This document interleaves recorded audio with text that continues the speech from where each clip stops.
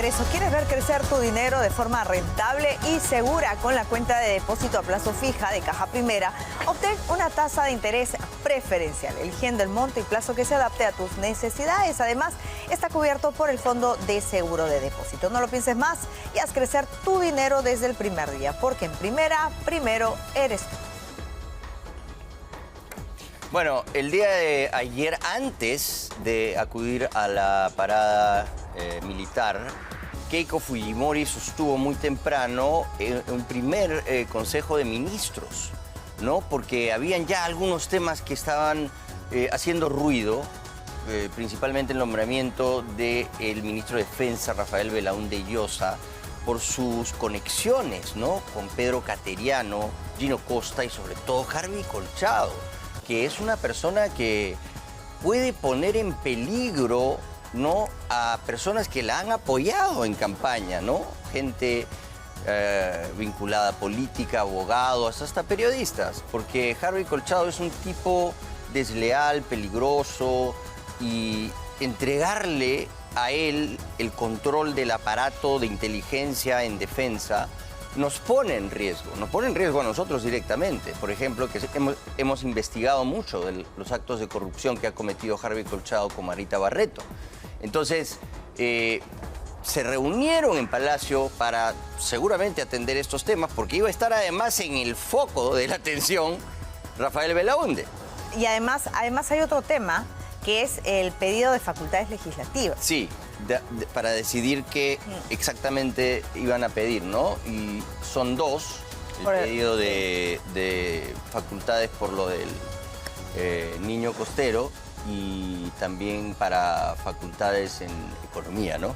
En economía, ¿no? Y además es una buena señal, ¿no? Porque da la percepción de que en verdad no quieren perder el tiempo. No estamos para perder el tiempo. Puede ser, sí, la fiesta de la patria y el desfile, pero hay que empezar a trabajar, ¿no? Es una buena señal. Sí, así es. Dale. En pleno feriado y a un día de haber juramentado, Keiko Fujimori lideró su primer Consejo de Ministros. Junto al premier Luis Galarreta, evaluaron una serie de medidas para fortalecer la seguridad ciudadana, el empleo y la modernización del Estado en beneficio del país.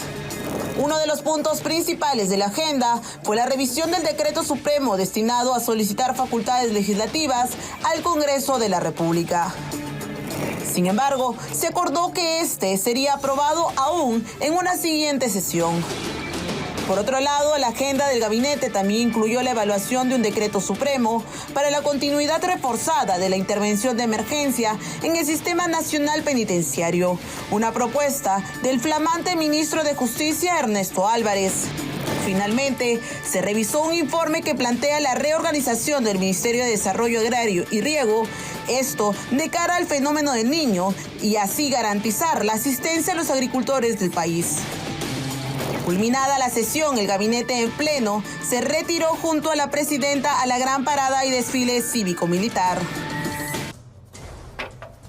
Bueno, sí, yo creo que lo de las facultades extraordinarias en el tema del niño global que va a haber este año, se los tienen que dar. Sí. Porque si no serían unos canallas.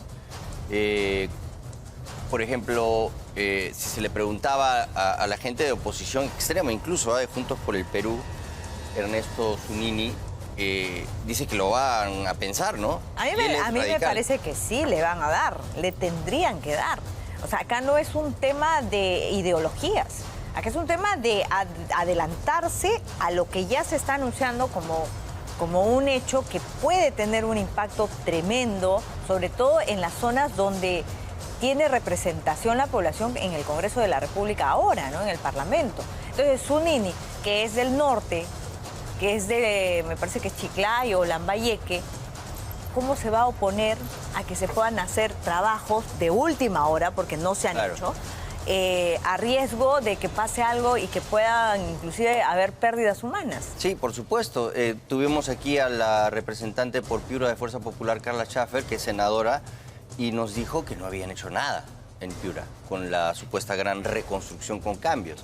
eso es el problema de tener gobiernos ineptos y corruptos como los de Pedro Castillo, que terminan deshaciéndose en el tiempo, ¿no? Evaporándose en la nada, y finalmente nos ponen en este tipo de situaciones de riesgo y de urgencia. En buena hora, ¿no? Lo que comentabas, que se vea que estén trabajando desde temprano. Sí, claro. No solo maquillándose para la fiesta como Dina Boluarte. Y donde se tiene que hacer las cosas, porque claro, acuérdate que también hemos pasado parte de esta historia reciente con ministros haciendo ejercicios en el patio de honor. Sí. Entonces, yo creo que todo eso tiene que quedar en el olvido, y está bien que se pongan a trabajar. Hay un equipo de ministros, detrás de ellos hay asesores, hay equipo técnico. Sí. Ustedes en Contracorriente hicieron justamente un informe sobre eso. Sí, hemos hecho un análisis del gabinete, ¿no? Y bueno, hay algunos ruidos ahí que incomodan, pero, o sea, comparado pues a lo que nos presentaba Pedro Castillo y los subsecuentes presidentes que llegaban. Ya los últimos no sé ni quiénes eran. Ni quién era ahí, por lo menos sabemos quiénes son, ¿no? Y sus trayectorias, y tienen experiencia en el campo. Hay algunas fichas que de repente no encajan en los ministerios, pero por lo menos son personas, ¿no?, conocidas y que tienen trayectoria. Pues nadie va a dudar de Elmer Cuba, pues, como un experto en economía, ¿no? Entonces, vamos a ver quiénes son y quiénes integran el gabinete de Keiko Fujimori. Luis Galarreta en la PCM, acumulando un poder político inédito, al ser, de forma simultánea, primer vicepresidente de la República y secretario general de Fuerza Popular. Aunque también fue elegido parlamentario andino, deberá pedir licencia ante la incompatibilidad de ejercer este cargo.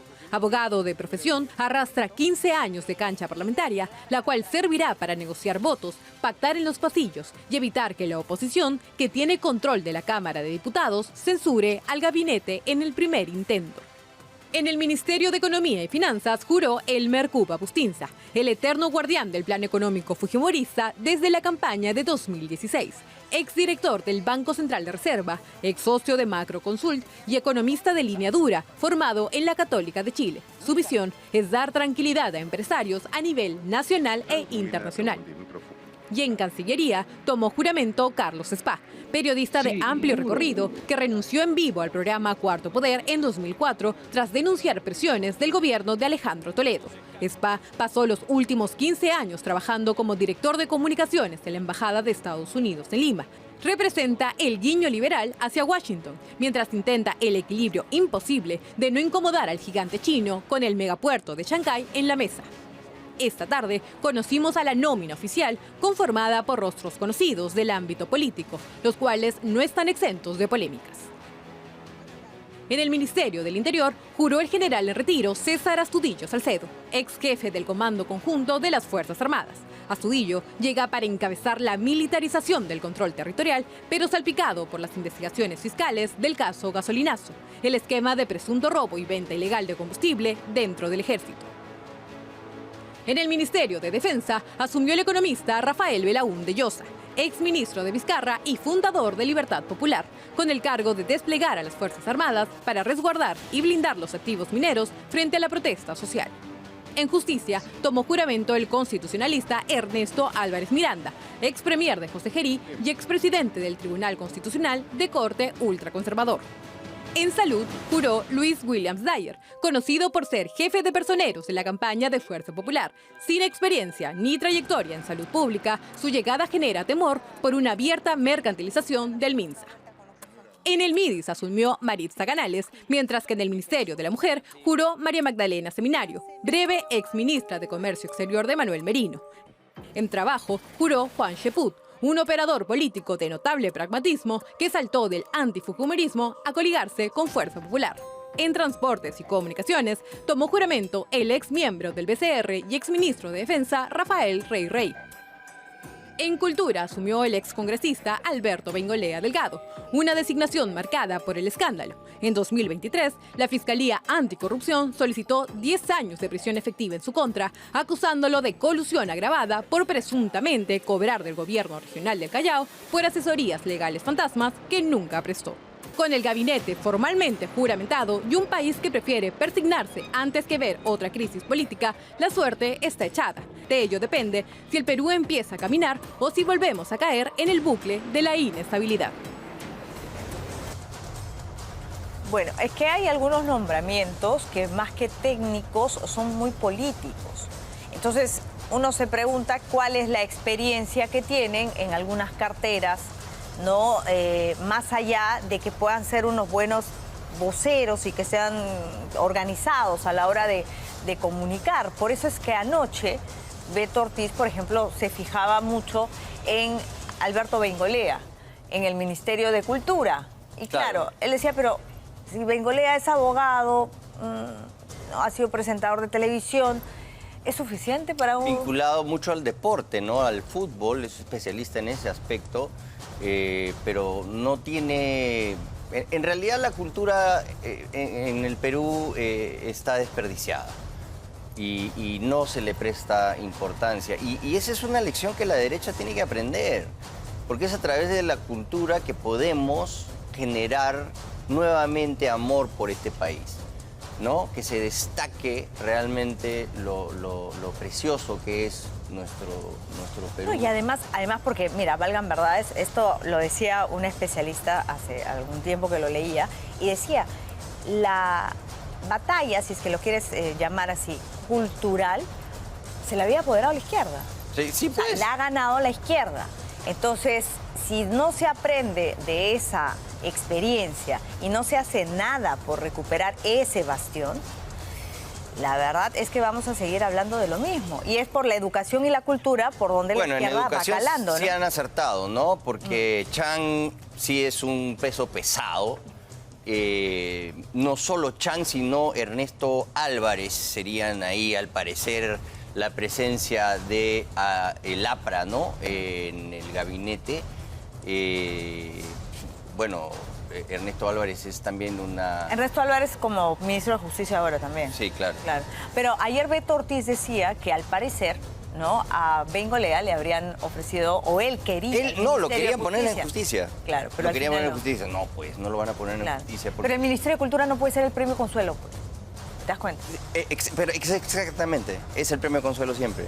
O el Ministerio de la Mujer, ¿no? Entonces, si vamos a tener ministerios que sobran, mejor no los tengamos. Sí. Vamos a ver. Todos hemos visto a Bengolea crecer en las pantallas de televisión desde que estaba con Yola Polastri hasta el día de hoy. Y hemos visto cómo ha pasado de burbujito a periodista deportivo, de periodista deportivo a congresista, de congresista a candidato a todos los cargos habidos y por haber. Pero él quiere convencernos de que él es un personaje de la cultura. Y claro, su argumento es que absolutamente todo es cultura. Y sí, pero no todo el mundo puede gestionar a nivel nacional las políticas culturales, las actividades culturales de un país entero. Hay una enorme diferencia. Me da risa porque para tratar de darse un poquito de caché, o sea, de barniz cultural, él dice que hay algunos bellacos, truanes, algunos rufianes. Está hablando un poco como los Tres Mosqueteros. Una cosa es ser un creador, ¿no?, de diferentes contenidos, que es como se dice ahora ridículamente, y otra cosa es tener alguna idea de qué significa gestión cultural. Y en eso, pues tú no tienes ninguna experiencia. No trates de demostrarnos lo contrario, porque los peruanos te conocemos de toda la vida, porque estás 50 años en televisión y toda tu trayectoria ha sido pública. Y entonces tú básicamente eres un periodista deportivo que luego, a la manera de Philip Butters, viró hacia la política con, digamos que irregular éxito, ¿no? Pero gestor cultural nunca ha sido. Y mira, te voy a hacer un ejemplo generoso. Susana Baca, que es una cantante que ha ganado Grammys y tiene un éxito global, trató de ser ministra de Cultura de Ollanta Humala y fue una calamidad, fue una catástrofe, fue la peor ministra de Cultura de todas. Y es Susana Baca. y es ella misma un ícono cultural. Pero eso no la convierte en una gestora, y ese es el cuestionamiento. Ahora, todos sabemos, Alberto, que tú querías ser ministro de Justicia. Eso es un secreto a voces. Y no fuiste ministro de Justicia y, claro, te dieron el premio Consuelo, porque siempre la cultura es tomada como la última rueda del coche, y te dieron el Ministerio de Cultura. Ministerio que también le han dado, por ejemplo, a Betsy Chávez, que fue ministra de Cultura, a Alejandro Salas, que fue ministro de Cultura, a Ciro Gálvez, el pintoresco personaje que vetó a todos los escritores regios de San Isidro en la Feria del Libro de Guadalajara, ¿se acuerdan?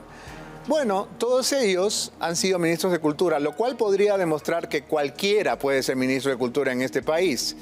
No sé si eso te hace sentir mejor, pero la verdad es que hubiera sido mejor que fueras ministro de Justicia, seguramente, porque abogado por lo menos eres. Pero ser abogado es suficiente para ser ministro de Justicia, no lo sabemos. ¿Tú te acuerdas que el ministro de Transportes no me acuerdo si fue Castillo o fue Dina creo, eligieron a un sujeto ya olvidable y le preguntaron cuál era su experiencia y él dijo, tengo brevete. ¿Te acuerdas? Bueno, pues, más o menos es tu experiencia en el mundo cultural. Tú también has escrito, has declamado, has salido en actuaciones de tu colegio, has dibujado el mapa del Perú, has hecho escultura en plastilina, ¿no? Y también has cantado. Finalmente ha dicho en su defensa que a él le decían caviar porque él se preocupaba por las culturas originarias y que ahora, gracias a Dios, va a poder ver temas de interculturalidad. Bueno, se la doy a Beto. No es un perfil adecuado para el Ministerio de Cultura y qué pena. Lo que pasa es que es la cuota de Luis Galarreta. Lo querían poner originalmente en el Ministerio de Justicia. Él sí es abogado, hubiera podido ser un ministro de Justicia, pero él tiene un problema pendiente todavía con un caso de corrupción en el gobierno regional del Callao en la época de Mandriotti por supuestas asesorías fantasmas por la suma de 90.000 soles. Y la Fiscalía pidió 10 años de cárcel por colusión. Eso les va a reventar en la cara en algún momento. Pero bueno, ese no es el peor problema que tiene este gabinete. El peor problema que tiene este gabinete es que se haya asignado la cartera del Ministerio de Defensa a Rafael Belaúnde Llosa. Porque Rafael Belaúnde no es él. Rafael Belaúnde es Pedro Cateriano. Pedro Cateriano es un titán de la política. Es una persona con muchísima experiencia. No va a mandar a Cateriano Rafael Belaúnde. Es al revés. Él, como ha sido ministro de Defensa, seguramente le ha dicho, ok, yo no voy a estar en tu gabinete, Keiko, pero te mando a Rafael y como yo he sido ministro de Defensa, yo lo voy guiando. El problema es que con él viene Gino Costa y una persona sumamente peligrosa para toda la gente que ha apoyado a Keiko Fujimori, que es Harvey Colchado, que sabemos que ha estado a cargo de operativos siniestros que han terminado incluso con la muerte de Alan García, con prisiones injustas. Humberto Abanto lo liquidó porque dice, oye, yo no quiero que me vuelvan a hacer un operativo para que me metan a la cárcel. Entonces considera que es una traición. A nosotros, los periodistas que hemos apoyado su campaña, nos pone en peligro también, porque le entrega todo el aparato de inteligencia militar a una persona que lo puede utilizar para hacernos daño. Entonces, eso, la verdad que es incomprensible. Aquí Beto Ortiz lo explica muy bien. Habla específicamente sobre Rafael Belaúnde, pero es mucho más amplio el problema. Y esto es un cáncer que se va a hacer metástasis si no lo corrigen rápido. Rafael Belaúnde también ha salido a defenderse de quienes hemos dicho, los bellacos que hemos dicho, que no sabemos qué hace ahí. Porque la verdad es que ni él mismo sabe qué hace ahí. El que tendría que estar ahí es Cateriano, pero a Cateriano le da roche, ¿no? A Cateriano le daría vergüenza ser parte del gabinete, pero el poder le encanta. Entonces manda a su mini-mi, ¿no es cierto? A su minion lo manda para manejarlo a control remoto. Ya, eso ya se vio hace rato, ya se sabe. Bueno, es ministro de Defensa. Ya, a ver, así como ha hecho Bengolea y ha demostrado al país que él es un personaje que está inmerso en la vida cultural del Perú desde hace 50 años, queremos que Belaúnde Llosa nos demuestre que también hace 50 años está inmerso en el mundo de la defensa nacional. No tiene la más peregrina idea, pues. Es evidente que una vez más es puesto por alguien que no puede estar ahí, que no puede dar la cara, que le da roche, ¿no? Y es pues el hijo de Cateriano ya. A mí no me preocuparía si fuese solo Cateriano en todo caso, pero la presencia de Gino Costa, que le abre la puerta al golpista Salvador del Solar para que le habilite, ¿no? Para que le facilite el camino a Martín Vizcarra para que dé un golpe de Estado y cierre el Congreso de manera ilegal. Y Harvey Colchado, ¿no? En imágenes que sacamos acá, lo mostró Milagros Leiva, porque en ese momento, en campaña, Rafael López Aliaga tenía una oficina en el mismo edificio donde vive Rafael Belaúnde. Y en las cámaras de seguridad se veía un ingreso de Gino Costa con Harvey Colchado a visitar y conversar con Rafael Belaúnde. Ese nexo con Harvey Colchado sí es preocupante, porque Harvey Colchado está siendo investigado por cosas muy graves, por extorsión, por haber libreteado a Jaime Villanueva para que diga cosas que no eran, por haber hecho operativos ilegales con Marita Barreto y Humberto Jara, pidiendo grandes sumas de dinero, por haber armado todo el caso Valquiria, y todo eso ahora en el Ministerio Público de Tomás Gálvez, que ha limpiado, ha arrasado con todo el subsistema de lavado de activos, son casos que van a empezar a correr. Y cuando nosotros lo presionemos a él, va a utilizar todos los recursos que tenga a la mano para destruirnos. ¿Qué crees que hay detrás? No entiendo. Porque Piensa que se va a congraciar con los caviares poniendo a un ministro afín a sus intereses. Porque finalmente de lo que se trata también es de garantizar la lealtad, ¿no? Entonces, ¿qué tanto puedes tú confiar en alguien que ha sido antifujimorista durante los últimos tiempos? En defensa, ¿cuál es que te va a defender? No va a poner el pecho por Keiko Pedro Cateriano, pues. A la primera que pueda traicionar le va a clavar un puñal por la espalda. Es bastante extraño, ¿no? No se logra entender, sobre todo viniendo de Keiko, ¿no? Que ya sabe quién es quién, quiénes la han criticado, quiénes le han deseado lo peor, y además que no tiene la experiencia.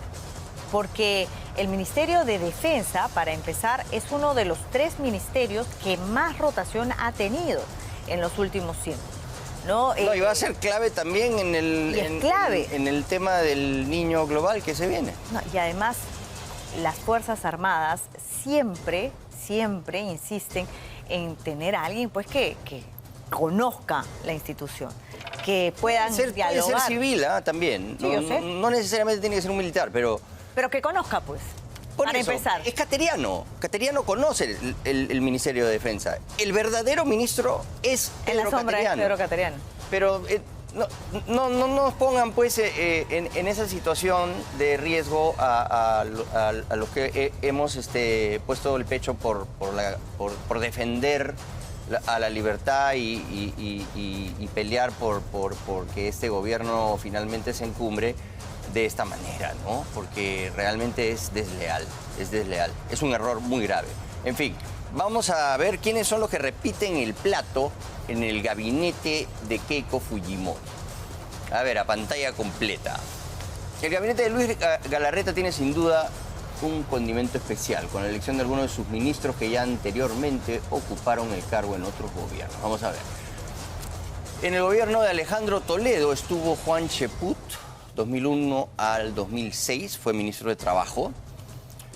En el segundo gobierno de Alan García, José Antonio Chang, que fue, creo que, ministro de Educación los 5 años, ¿no? Sí, y además dejó grandes cosas, ¿no? Me recuerdo la evaluación a los docentes, la carrera magisterial. La meritocracia. Correcto. Y aguantó, ¿no?, todas las protestas del SUTEP y realmente hizo un trabajo extraordinario. Creo que él y Joselo fueron los 2 ministros que se quedaron los 5 años completos. Sí. Rafael Rey fue también ministro de Producción y Defensa en el gobierno de Alan. Ahora, Rogers Valencia, ahora Mincetur y Cultura también fue, ¿no? No, sí, durante el gobierno de Martín Vizcarra. Hay varios que tienen cercanía con Vizcarra, ¿no?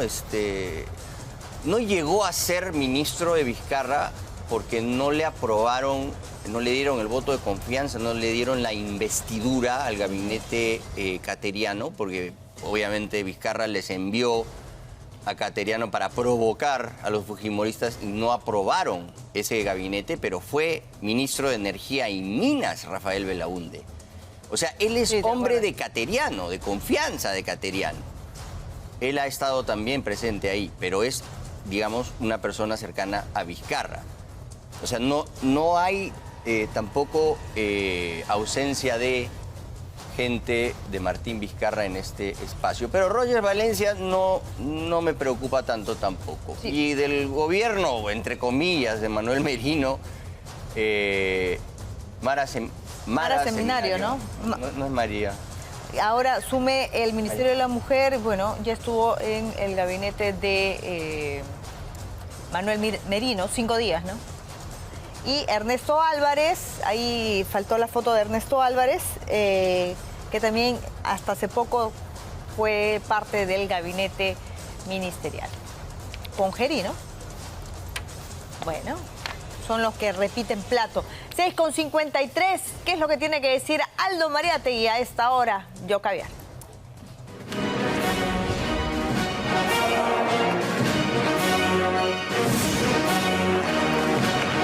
Hola, bienvenidos a Yo Caviar. Vamos a hablar de alguien que creemos que no va a funcionar en este gabinete. Todos los peruanos de bien queremos que le vaya, valga la redundancia, bien a este gobierno, ¿no? Ya hemos tenido demasiados años de inestabilidad, de oportunidades perdidas con estos precios de los metales que nos han podido impulsar un crecimiento económico mucho más alto, mucha inestabilidad. Entonces queremos pues unos 5 años tranquilos, de paz, de progreso, de concordia, de reconciliación. Entonces, de este último gabinete que se acaba de constituir, yo quiero hacer una advertencia cordial, ¿no? Cordial. Es un gabinete que no está mal, ¿eh? Comparado con lo que hemos tenido desde Vizcarra, de lo que hemos venido teniendo de Vizcarra, es un gabinete de lujo, ¿no? Pero me parece que lo peor que se ha escogido dentro de ese gabinete y va a traer problemas es Rafael el Armadillo Belaúnde Llosa, en el Ministerio de Defensa. Y paso a explicar por varias razones. Una, no es un tipo confiable. Puede acabar siendo un topo de la oposición, como bien puede acabar siendo un infidente. Todos estos caviarones, esta gente termina contando todo a los medios, termina siendo los chismosos.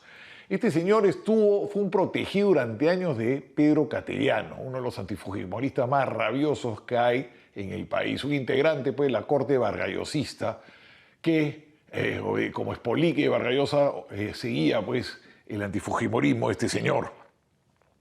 Rafael Belaúnde soltó mensajes por Twitter y por todos lados de un antifujimorismo realmente furibundo. Y tuvo entre sus filas a gente como Gino Costa, estaba en su partido Gino Costa, y se reunía con gente como Harry Colchado. Entonces, tener este hombre, pues, adentro, Keiko, que valora tanto la lealtad, me llama mucho la atención que lo haya traído.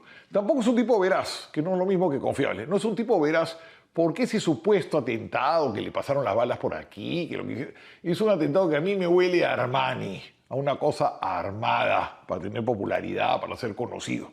Y ahí se ganó el nombrecito pues, del Armadillo. O sea, ahí bien raro.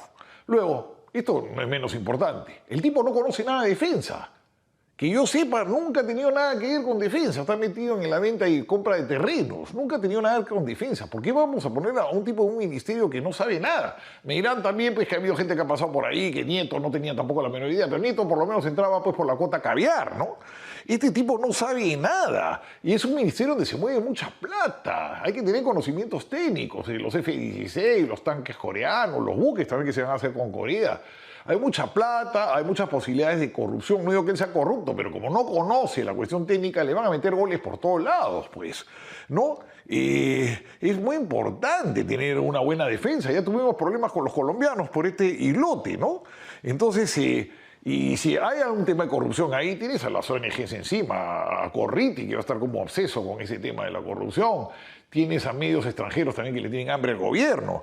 Entonces, cuidado que por ahí pues, que hay mucha plata, puede haber un problema. Aparte que, como le digo, tiene que haber un buen manejo porque es estratégico el tema de la defensa, ¿no?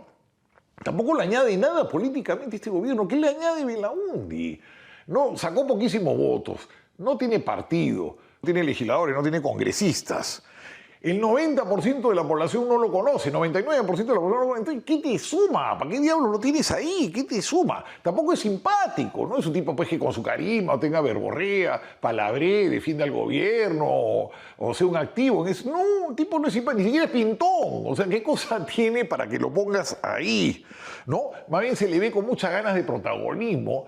Y a Keiko le gusta tener las filas bien disciplinadas. Ahí va a haber otro choque porque a este le gusta el show, si no, no estaría de ministro. Entonces, ¿para qué está ahí? ¿Para enseñarle a los militares así, para evitar los balazos? ¿Ah? Como el Matrix. ¿Para qué lo ha puesto ese señor? Es una pésima elección. Lo peor del gabinete que ha escogido es este Rafael Belaúnde.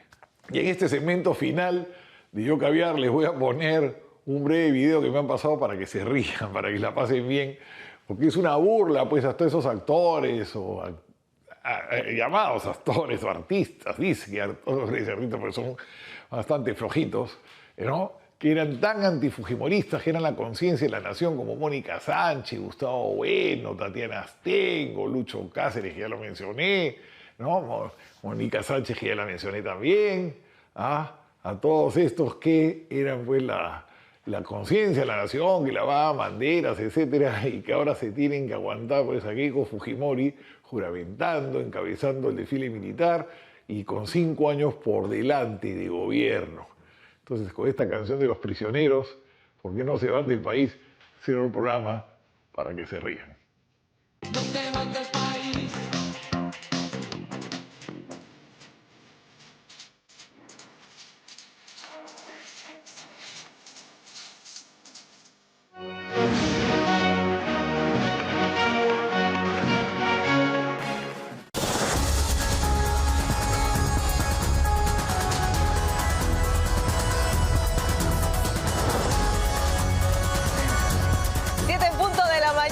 Vamos a arrancar esta nueva hora informativa aquí en Al Día. Estamos en vivo, un día después. Así es, vamos a ver cómo está la Plaza Mayor. Ahí se encuentra Claudia Díaz en vivo para ustedes. Adelante. Hola, ¿qué tal? ¿Cómo están? Buenos días. Hola, estimados Albina, Augusto, ¿qué tal?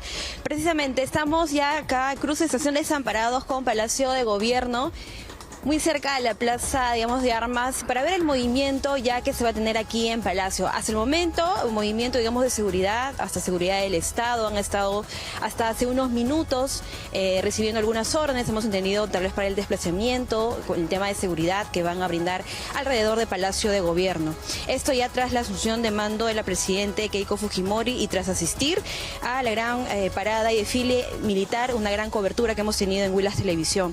Y también para mencionarles que ayer, al promediar las 7 de la noche, la presidenta Keiko Fujimori sostuvo una reunión llamada de Mesa Técnica del Ministerio de Defensa en Palacio de Gobierno. A esta mesa técnica quiero mencionarles también, estimados, que han asistido autoridades policiales y también ex autoridades como por ejemplo Olger Benavides Ponce de León, quien se desempeñaba como jefe de la región Arequipa y también ha ocupado altos cargos en la policía. También estuvo Luis Jesús Flores Solís, quien se ha desempeñado como jefe del Comando de Operaciones Policiales. Tenemos entendido también en el mensaje, el primer mensaje que ha mandado al Congreso y que ha brindado al Congreso de la República la presidenta Keiko Fujimori, ha mencionado 2 temas prioritarios: el tema de seguridad ciudadana y el tema tema también de tomar algunas acciones con respecto al fenómeno del niño.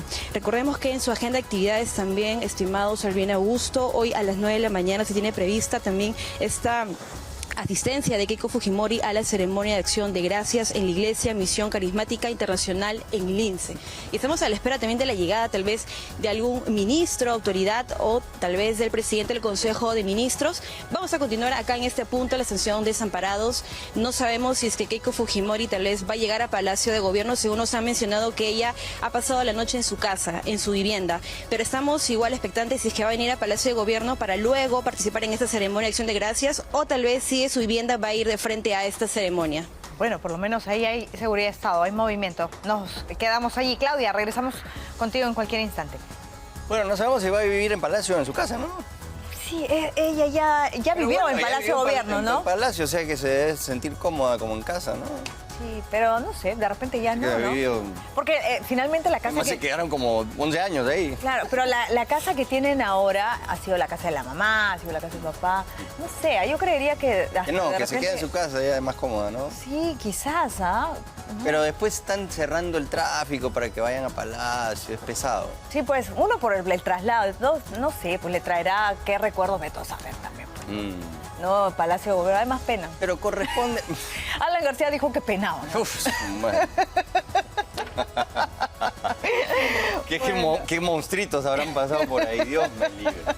Bueno. Petro San Francisco Pizarro. Bueno, Keiko Fujimori ha sido reconocida este 29 de julio como jefe suprema de las Fuerzas Armadas y la Policía Nacional como parte de sus primeras actividades oficiales. Aquí el momento.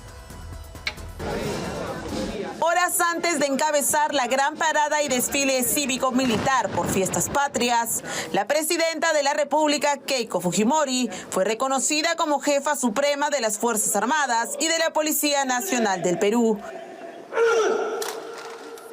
Se trata de un acto protocolar amparado en la Constitución peruana, en el que se reafirma la subordinación de estas 4 instituciones al poder legítimamente constituido. El Comando Conjunto de las Fuerzas Armadas le hizo entrega del tradicional bastón de mando y una insignia en los que figuran 5 soles o estrellas que representan la superioridad y el liderazgo del jefe de Estado por encima de los generales de cada institución, que llevan 4 en sus uniformes. La ceremonia se llevó a cabo en el patio de honor de Palacio de Gobierno y contó con la participación del jefe de Comando Conjunto de las Fuerzas Armadas, el general del Ejército César Briceño Valdivia, el comandante general del Ejército Oswaldo Calle Talledo, el comandante general de la Marina de Guerra del Perú, almirante Javier Bravo de Rueda Delgado, el comandante general de la Fuerza Aérea, el general de aire Mario Contreras León Carti y el comandante general de la Policía Nacional del Perú, el general de policía Óscar Arriola Delgado. La mandataria estuvo acompañada del ministro de Defensa, Rafael Belaúnde Llosa, del ministro del Interior, César Astudillo, y del presidente del Consejo de Ministros, Luis Galarreta.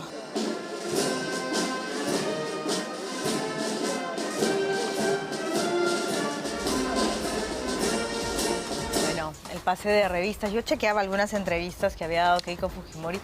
Claro, ella lo que señalaba, y además en una reunión que tuvo en privado con los invitados, los exmandatarios sobre todo, le agradecía, por ejemplo, a Yamil Maguad. Le decía, gracias porque durante el gobierno de mi padre tuviste la voluntad de firmar el acuerdo de paz. Eso fue increíble, ¿no? Sí, y además le dice, ¿no? Y Yamil Maguad siempre me ha dicho, dime, Yamil, trátame de tú. Y claro, la misma Keiko Fujimori dice, yo he crecido con la formación de Cancillería, o sea, sabe de protocolos, exacto, sabe de todas estas formas que hay, sobre todo en días festivos como 28, 29, porque así la formaron. Entonces, lo que ella llamó anecdótico, dice, presidente Maguad, yo lo voy a putear cuando sea presidenta.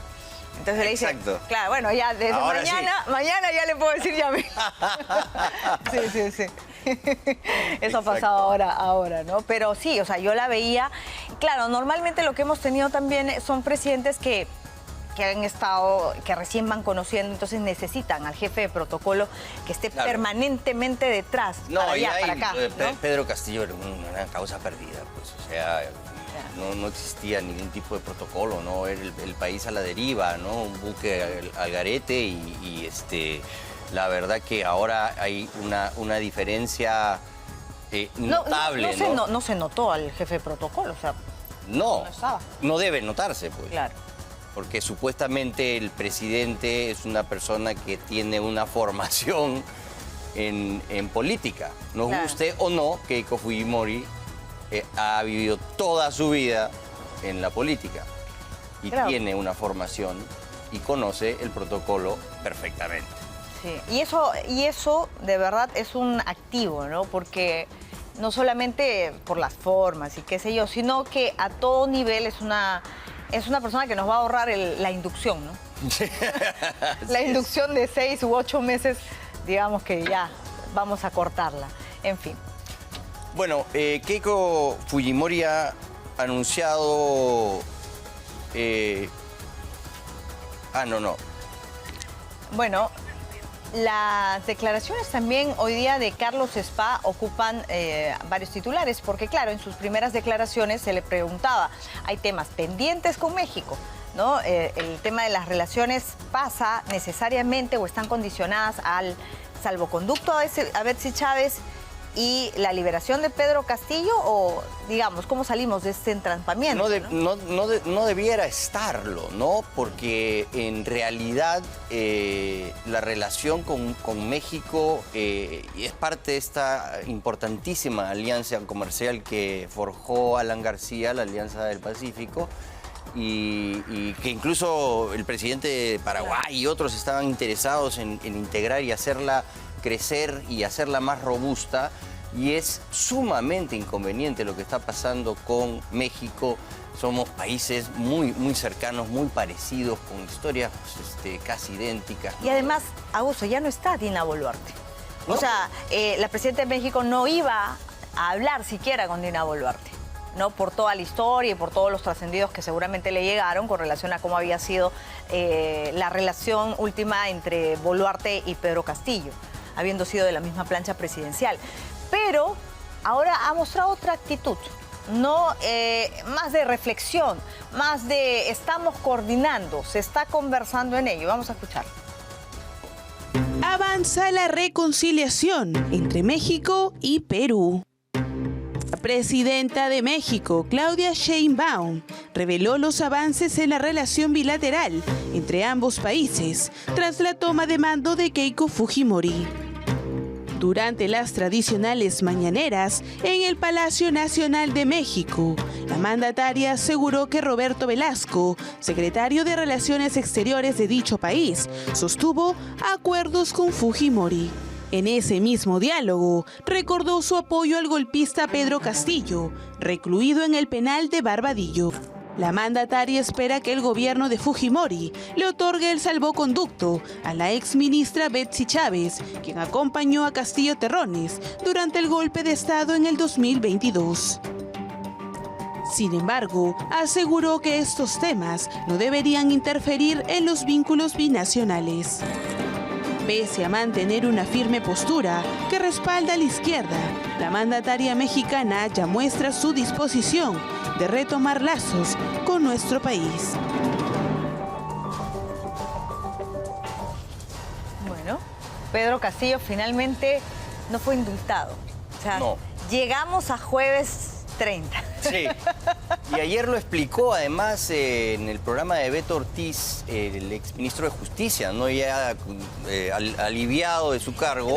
17 solicitudes de indulto. Es histórico, dice que nunca antes, ni siquiera para Fujimori, se habían presentado. Pero si eso no es presión, ya, no, y además contó cómo lo quisieron sacar del cargo mientras él estaba de viaje. Claro. Insólito. No te vayas de viaje. No contó mucho los detalles por no ser infidente, lo cual me parece correcto, pero sí dio a entender de que le quisieron, ¿no?, jalar la alfombra, y que él habló con el presidente de Balcázar y le dijo: presidente, si usted necesita que yo salga, dígamelo directamente y yo me voy y no tengo ningún problema.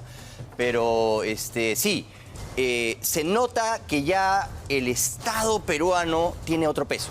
Sí. No es un adefesio como era en los tiempos de Castillo, Boluarte, Gerí y Balcázar, ¿no? Sí. Bueno, el que está muy en silencio es Vladimir Cerrón, ¿no? Y no hay coincidencias en política. ¿No te late un poco el hecho de que fue como la moneda de cambio de o indultamos a Castillo o sale Cerrón y dijeron vamos con Cerrón? Sí, claro, y además les da el voto dirimente claro, para siempre. Claro. Porque lo que ha hecho Roberto Sánchez con la senadora que supuestamente Robles. Con Silvana Robles, fue sumamente injusto. Sí, claro. No hubo ninguna investigación interna, de frente la separaron, la suspendieron, la acusaron de todo. Ella es totalmente leal a Vladimir Cerrón. Sí, claro. No, y Flavio Cruz estuvo aquí. Y Flavio Cruz fue puesto 2 semanas como ministro en la última era de Balcázar. Y Flavio Cruz lo que dejó entrever es que las relaciones con los castillistas estaba quebrada y que no habían condiciones siquiera para el indulto. O sea, tuché. Así es. Bueno, el presidente de Argentina, Javier Milei, ha sido todo un espectáculo, ¿no? Y tenemos momento... ¿Qué hacía Wilmer Medina allá? Porque es la San Martín, pues. No, yo sé, estoy bromeando, pero Wilmer Medina está en todas, ¿no? Claro. Aparece y sale. No, pues son los apristas, están en la Universidad San Martín. Me da risa, porque pugnada por el selfie, ¿eh? Pero se conmovió Milei y le arrancamos una declaración. No, eso sí y claro, es un salvaje, pues no tiene filtro. La izquierda soltó lo peor de borrea siempre ácida, ¿no? Contra la izquierda pero se emocionó mucho en el momento que le otorgaron doctorado honoris causa en la Universidad San Martín de Porres. Vamos a ver esta nota exclusiva de Willax Televisión para ustedes. Una visita histórica que dejó mensajes y lecciones para los peruanos. Abracen las ideas de la libertad, que es lo que va a traer prosperidad. El presidente de Argentina, Javier Milei, arremetió contra el modelo asistencialista que adormece a las naciones. Soy un perezoso, en términos de slang doméstico, sería vago. Es decir, si no me gusta trabajar, me hundo. Tenemos una sociedad que cada vez castiga más al que trabaja y favorece al vago. Tras recibir el honoris causa por la Universidad San Martín de Porres, Milei advirtió a los peruanos sobre los riesgos del populismo. Cuando nosotros llegamos estaba de la mitad de la tabla para abajo e íbamos camino a convertirnos Cuba con escala en Venezuela. Eso es lo que nos dejó el legado del populismo. El populismo destruyó la cultura del trabajo. En su discurso ante académicos y autoridades, el líder argentino desafió al auditorio al reflexionar sobre el verdadero costo del progreso y el sacrificio, que exige transformar una economía sumida en la crisis. Sacamos a 14 millones de argentinos de la pobreza. La indigencia, que era del 20%, hoy es del 6%. Y básicamente teníamos 70% de los niños pobres y hoy es 42%. Claramente que falta mucho, pero hemos avanzado en la dirección correcta. La receta contra la inflación ha sido drástica para Milei, tal es así que el equilibrio fiscal es no negociable. Hoy la tasa de inflación en Argentina está en torno al 30% y vamos a seguir manteniendo nuestra política fiscal dura. ¿Saben qué hay en mi despacho, en la mesa donde yo trabajo? Una motosierra. Miren si tengo compromiso con el equilibrio fiscal.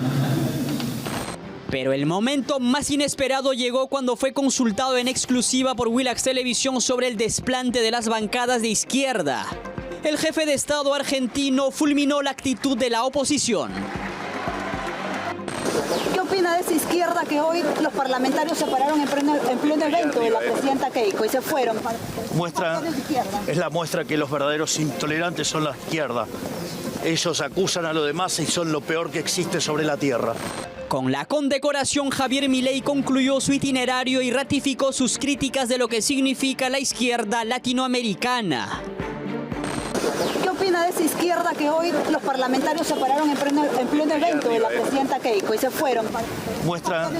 Es la muestra que los verdaderos intolerantes son la izquierda.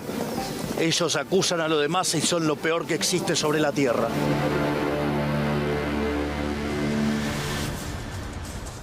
Son las 7:17 y estamos aquí en nuestros estudios, por supuesto, para hablar sobre el contexto político, lo que se viene, retos y cuestionamientos también, por cierto, a todo lo que está sucediendo en el gobierno. Víctor Andrés García Belaúnde, como siempre, un placer. Gracias por estar con nosotros. Gracias por la invitación, ¿no? Bueno, el nuevo gabinete ya juramento, ya está en funciones. Tuvieron ayer incluso Consejo de Ministros. ¿Cómo lo ve? ¿Le preocupa? Bueno, al lado del anterior, magnífico, ¿no? ¿Sí? Por supuesto. Yo creo que hemos avanzado bastante. El anterior fue muy malo. Los anteriores, el último y los anteriores son muy malos. Creo que es un gabinete bien. ¿Le parece que es muy técnico, es muy político? Es una buena pregunta. Yo creo que hay de todo un poco, ¿no? Hay técnicos, poco políticos, y hay más políticos, poco técnicos, ¿no?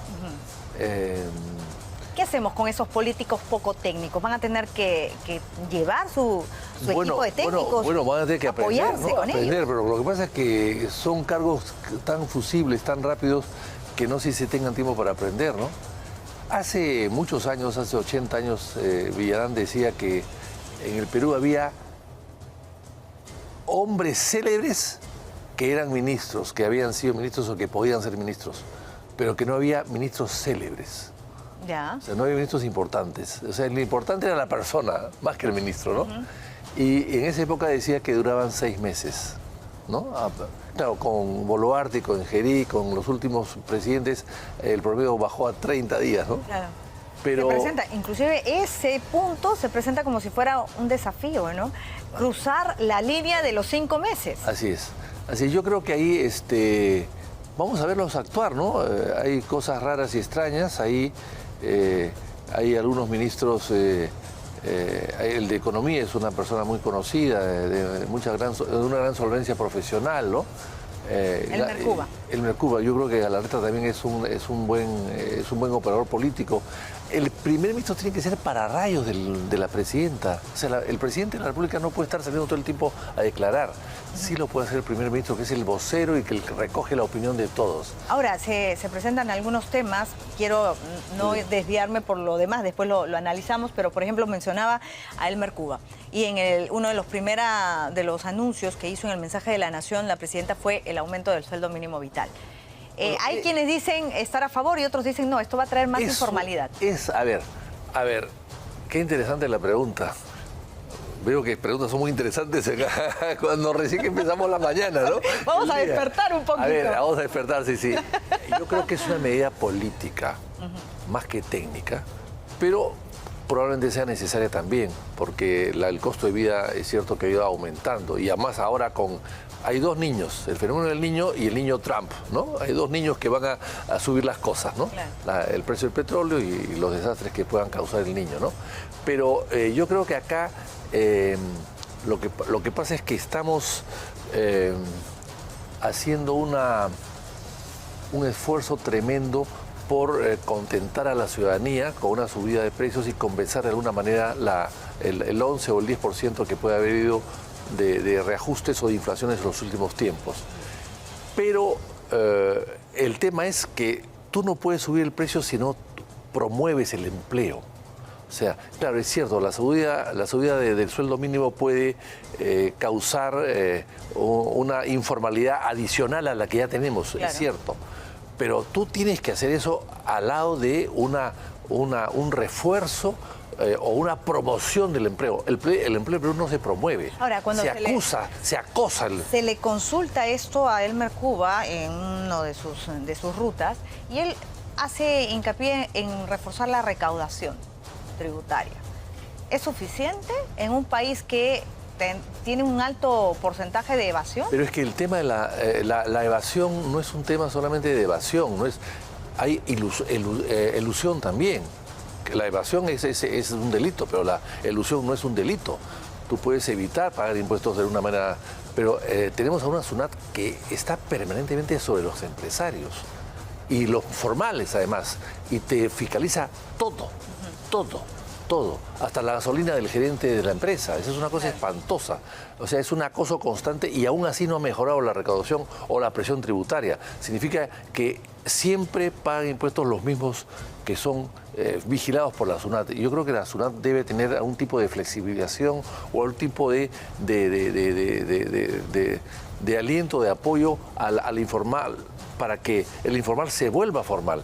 Pero si sigue la SUNAT con esa disciplina casi hitleriana de acosar de perseguirlos, ¿no? Entonces al final no logra nada. ¿Cómo se amplía el espectro tributario? Pues bien, la presión se amplía, llegando a todos, bajando los impuestos. Tú no puedes cobrar 18% para comprarte un carro de lujo y un 18% para comprar una bicicleta. Son dos cosas diferentes.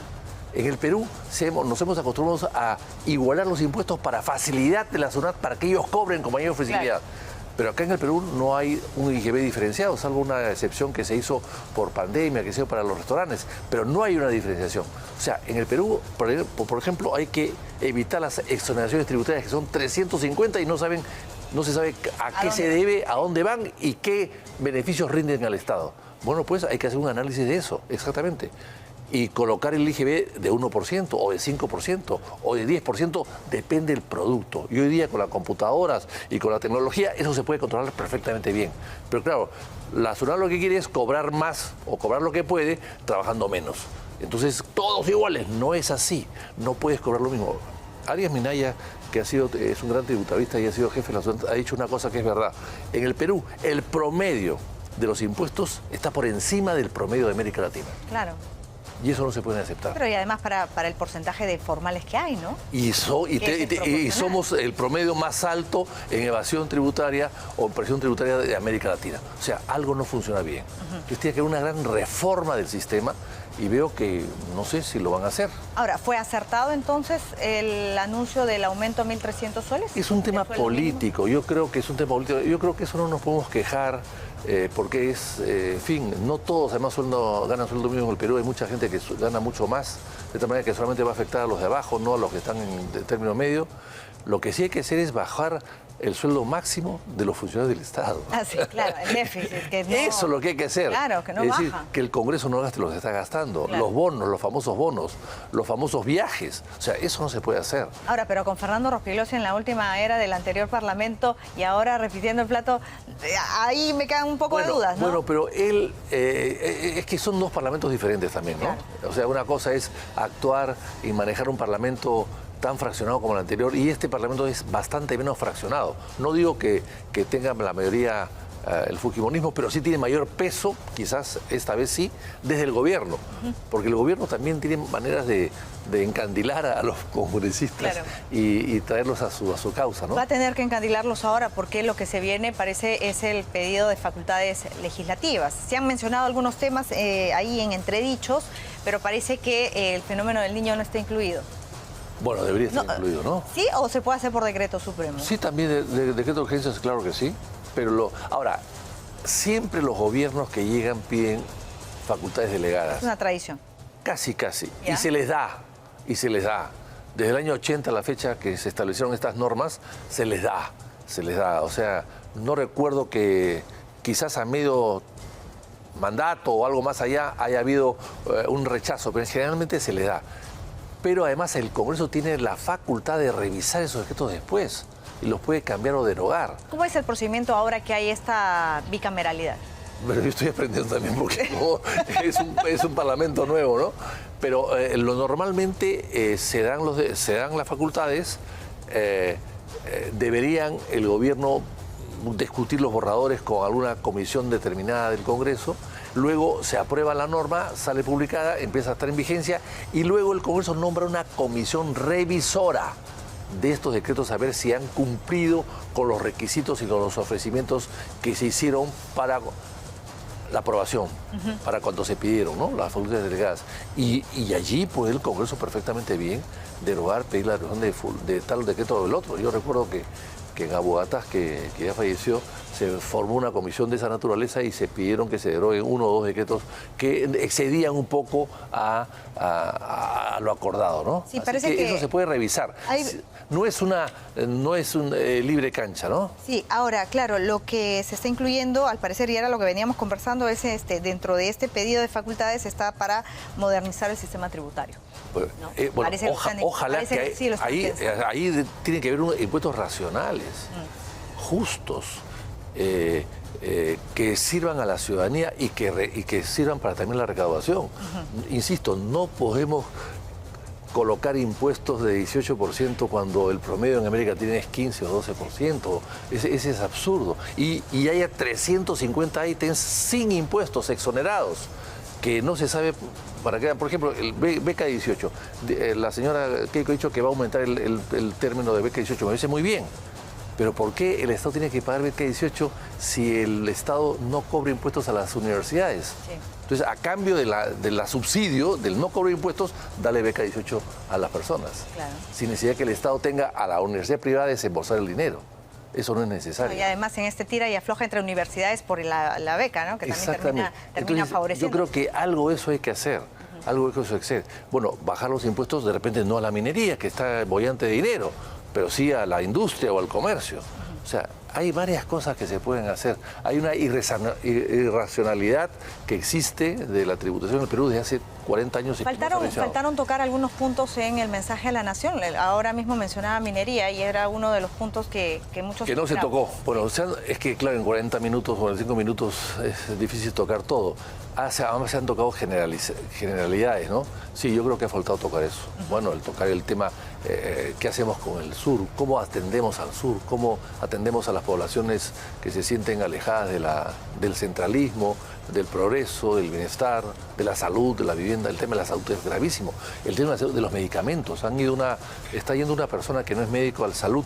Luis Dyer, que fue el jefe de personeros. ¿Es una decisión acertada o qué opinas? A ver, yo creo que no tiene que ser un médico ministro de salud. Han habido muchos ministros de salud que no han sido médicos y han sido buenos.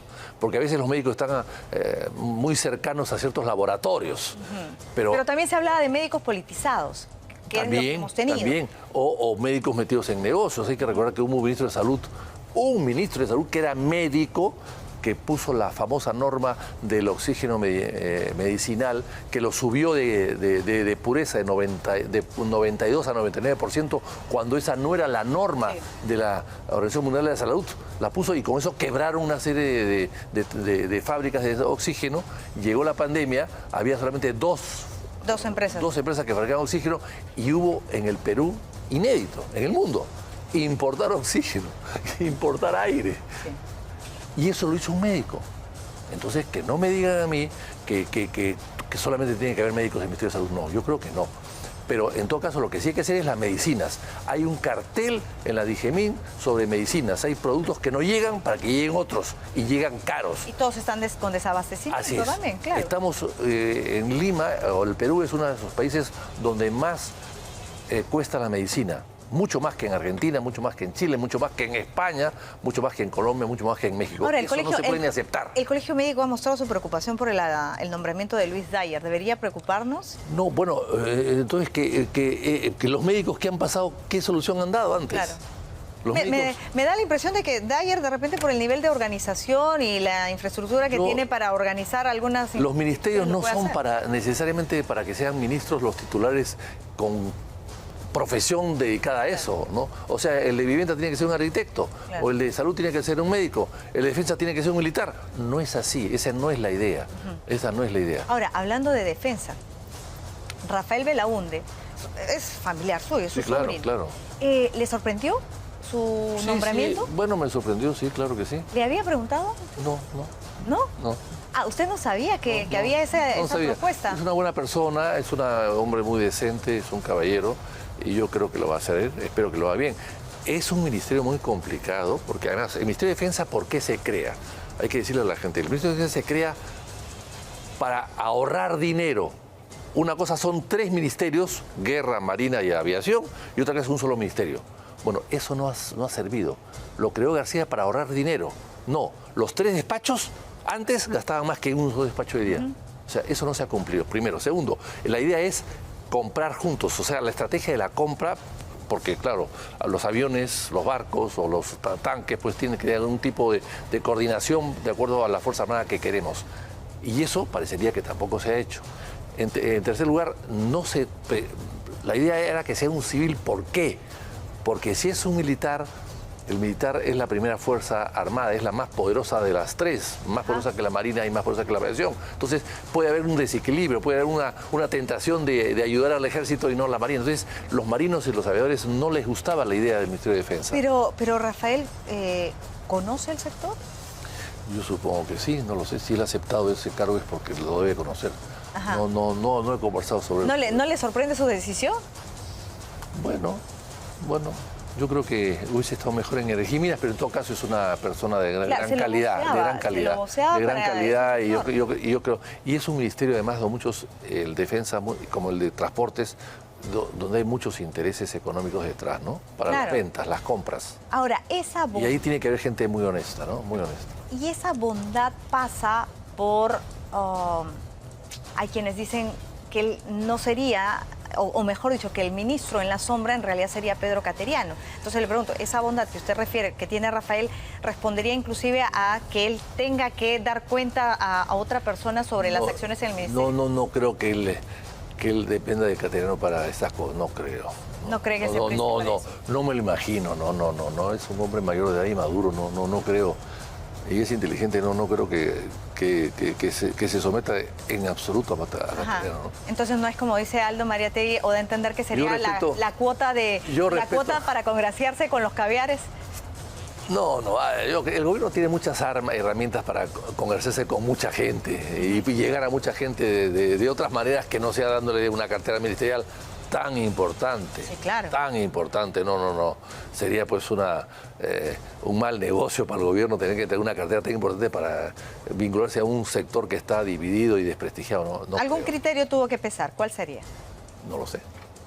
Hay que preguntarle a la señora Keiko, a Galarreta, que son los que lo han nombrado. En campaña, Rafael López Aliaga tenía inclusive la propuesta de reducir ministerios. Eso, por ejemplo, eso hay que hacerlo. El problema es que lo que siempre pasa, cuando tú nombras a los ministros y le dices, oye, te nombro ministro para que tú elimines tu ministerio, te va a decir que no.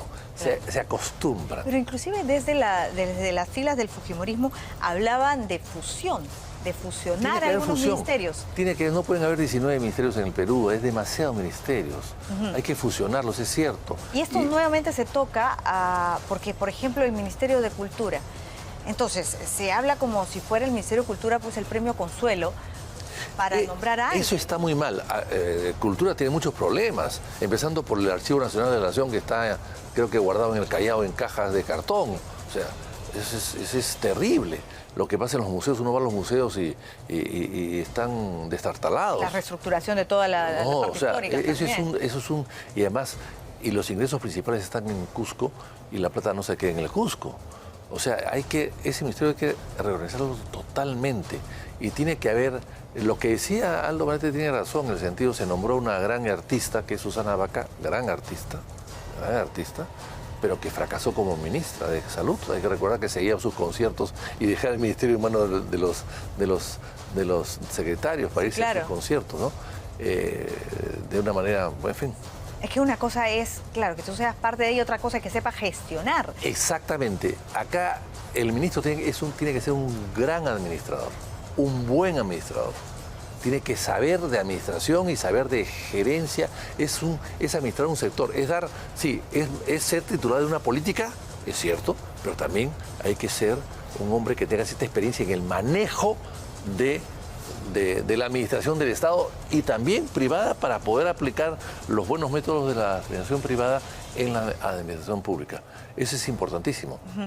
Es decir, el ministro que más construyó escuelas en el Perú y que hizo grandes reformas en la educación fue un general del ejército en época de Odría.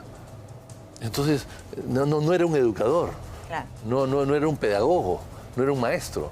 Así que han habido buenos ministros, grandes ministros, Por ejemplo, Paniagua, hablando de políticos conocidos, Paniagua, que no era educador, que era un hombre de derecho, fue ministro de Educación y fue un buen ministro de Educación. O sea, eso... Chang vuelve a la cartera de Educación. Chang conoce mucho el tema, él lo va a hacer bien. Impulsó el tema de la él lo va a hacer carrera bien. magisterial. Él está hecho para el cargo, o el cargo está hecho para él. Ya. Entonces eso no me parece mal en absoluto. Es además un bastión en el que se tienen que hacer muchas reformas. Muchas reformas. ¿No? Y recuperarlas, me imagino. Muchas reformas, porque la educación está abandonada en el Perú y no es igual en todas partes. Por eso es que la gente va hacia las grandes ciudades, porque en sus provincias originarias, en sus pueblos, en sus ciudades originarias, la educación es muy mala, la salud es muy mala y bueno, entonces se corren todos y ahí viene la gran inmigración hacia algunas ciudades y sobre todo hacia Lima, ¿no? Hay que recordar que Lima tiene hoy día más del 30% de la población del Perú. Sí, Hace 100 años tenía el 10%. Hemos crecido una barbaridad más. O sea, hay una deformación. Sí, claro. Hay una deformación total que avanza y no retrocede. Entonces eso hay que corregirlo, ¿no? El centralismo. ¿Tendríamos que volver a hablar sobre la descentralización? O no, o hacerla mejor, porque es un tema que lo discutimos también desde la época del gobierno de Leguía, del año 20. Se vienen ahora también las elecciones. Pero hay que evaluar lo que se ha avanzado y lo que hay que corregir. Lo que no se puede es dejarle a los gobiernos, eso pasó en Bolivia, a los gobiernos locales el tema de la educación. A un boliviano Arguedas, que no es José María, sino un boliviano Arguedas, decía que la pobreza educacional en Bolivia se debía un poco a eso, que se había entregado la educación a manos de los gobiernos locales, de los distritos, de las provincias, y eso había perjudicado la formación cultural y educativa de ¿Qué es lo que Bolivia. tenemos acá? Que parecería que es lo que está pasando en el Perú, ¿no? ¿No? Salud y educación en manos de los gobernadores regionales. Eso es fatal, eso es fatal. Bueno, ¿algún día sabremos si es que lo llamaron para ser ministro? No.